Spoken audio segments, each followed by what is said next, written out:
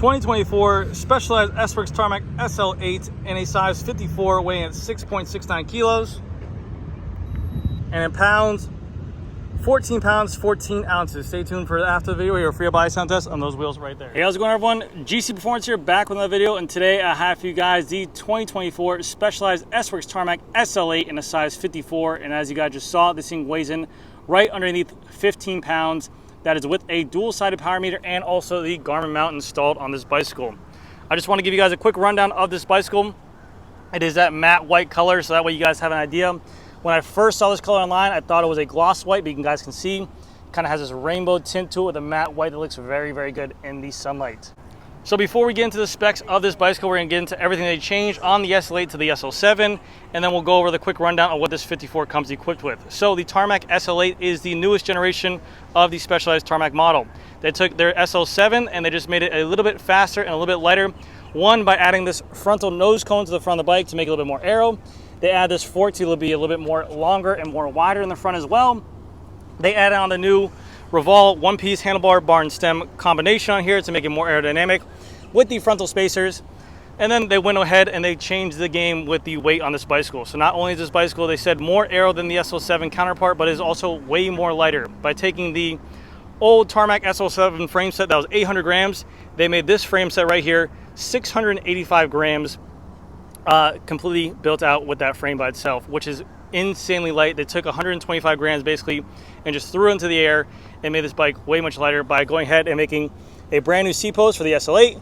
They made this rear structure as well much more thinner, the seat stays and also the chain stays, and this bottom bracket area as well. So very, very light. And they said that this bike is also 33% better stiffness to weight ratio, 6% more comfortable than the SL7, and then they said 16 seconds faster over the SL7 as well, over 45 kilometers. People are wondering whether or not this handlebar is going to be the essence of where all the aerodynamic benefit comes from, but they did add, like I said, this frontal area is much more aero, utilizing that 3-to-1 UCI rule. They did add this longer front fork, and like I said, the nose cone as well, the speed sniffer, to go ahead and make it more aerodynamic. You can believe what you want about the aero claims, even if it's just the same as the SL7 aerodynamics. This bicycle is still an insanely light climbing bike now. So they took the SL7 that has won plenty of races, UCI Men's World Championship, Grand Tours, from Vueltas, from Giros. They've won a ton of stage wins as well, and they basically took the bike and made it a climbing machine with aerodynamic benefits. That is a really, really good bicycle right here. So without further ado, let's go ahead with this whole entire rundown of this bicycle and let you guys know what you get when you spend $14,000. First and foremost, I just want to say a huge shout out to Mega Cycle here in Weston for letting me go ahead and do a video on this bicycle. I will put a link down below to where you can find this bicycle at and where Mega Cycle is located. So starting off with the cockpit, we have on here, like I mentioned before, the brand new Revolve Rapide handlebar and stem combination by Specialized. Very hard handlebar to find right now. You can pretty much only find them on complete bikes. They're very hard to find aftermarket. This right here is a 42 centimeter with a 100 millimeter stem on here as well. And this comes on a 54 bike. If you do get different sizes, they will be sized accordingly to that spec bike. You do have a brand new out front mount for this handlebar as well that is proprietary to this handlebar. They can go ahead and fix your Garmin, your Wahoos, your Hammerheads, whatever you want in here. And then also you have an under mount as well if you wanted to add a GoPro or a light on here. You do have the same traditional cable running that they usually have for this bicycle, like the SL7, where the hydraulic cables are ran through the bar, tucked underneath the stem right here, but it's a little bit cleaner cockpit right there, down into the headset spacers, into the head tube, and ran all the way down. So it's the same exact routing that we know and love for the SL7, and it makes, sorry about that, my phone literally shut off because of how hot it is out here right now. It got too hot. But the same headset bearings as the SL7 and the same cable routing. Going down to the front wheel, you get the Revolve Rapide CLX wheels, either the CLX2. They are tubeless ready. They have the Revolve hub on there, and they're ceramic DT Swiss 180 bearings inside there, so you do get a little bit of upgrade on there. These CLX2s are tubeless ready wheels, and also for the tires, they go ahead and give you S-Works turbo tires that are tubeless ready as well, and a 700 by 26C. The bicycle weight that I showed you before is with tubes inside of it, so you can definitely lighten that weight up by going with a TPU tube or going to a tubeless setup. For the rotors on here, we have the brand new XTR rotors, 160mm rotor in the front, 140mm rotor in the rear.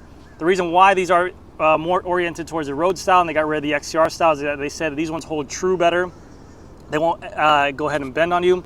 And another thing to note on these bikes, guys, this is using the same exact skewer as the Specialized Athos. These are a lightweight skewer on here that's going to make it a little bit more gram savings. And then also over here, I noticed on this front fork, very similar to the Athos and Diverge, this is a proprietary disc brake caliper mounting system that can only be used as a 160. You cannot use a 140 on this front fork. You cannot flip that caliper around. You cannot flip that little piece around. That is a proprietary front mount for the brake caliper. S-Works going all the way down to the bottom. This bicycle is still a threaded bottom bracket and a BSA. Nothing changed there. The carbon fiber on this bicycle is a 12R carbon fiber. All of the other experts and the pro models are going to be a 10R. But you can see right here a 12R option. You have water bottle bolts right here. S-Works, S-Works, S-Works, S-Works, S-Works on here. But you can see how much more skinnier that bottom bracket is. They definitely said they went ahead and lightened the bike up, and you can definitely see it, and it shows right there. For the crankset on here, it's going to be a Dura-Ace crankset 5236 with a 4i power meter on there, dual-sided as well. You do have the Dura-Ace front derailleur on there with the Dura-Ace XTR chain for 12-speed. The cassette in the rear is also a Dura-Ace cassette, and it's a 1130 Dura-Ace cassette. And then for the rear derailleur as well, this is a 12-speed Dura-Ace Di2 rear derailleur. The cable mounting comes out of the bottom here, whereas the SL7 used to come out of the bottom, on the top. Going here, we can definitely see they thinned down these seat stays and they didn't make it as pronounced as Aero. And that's a theme that goes across the whole entire bike. You don't see the tubes being as flared out as they used to be. They're definitely more circular or cylinder-ish. But again, they said they did that to go ahead and save weight. For the rear wheel, it's a CLX Rapide 2. The front wheel's a 50 millimeter, the rear wheel's a 60 millimeter, and they still have the 700 by 26C tires on there. And then for the rear rotor as well is a 140 millimeter XTR rotor, again with the Athos through axle on there. But you can notice right here, that is a Tarmac logo right there, but you can see how skinny that seat post is compared to the SL7. This is a whole new seat post that they made with a now top clamp mounting system. I'm really upset about that. I miss their old style for their SL6 or SL7, their Venge Vice. The top clamps for me, I'm not a big fan of, but I guess I did it for weight. And also on here, they have a brand new battery mounting system with this. Unlike the Lab 71 by Cannondale, where you can't put a battery inside the seat post, Specialized still made this big enough so that way you can still fit your seat post inside there. And they made proprietary mounting 2-hole system in the bottom of that seat post, which is very cool to go ahead and hold your battery in there. Saddle is going to be an S-Works power saddle, carbon fiber rails, carbon fiber body, and a very lightweight saddle. But that's going to do it for this video, guys, before my phone shuts off. This here is the 2024 Tarmac S-Works SL8 in a size 54, weighing at 6.8 kilos. All right, 6.8 kilos, $14,000. Thank you guys again so much for watching. I'll see you guys in the next video.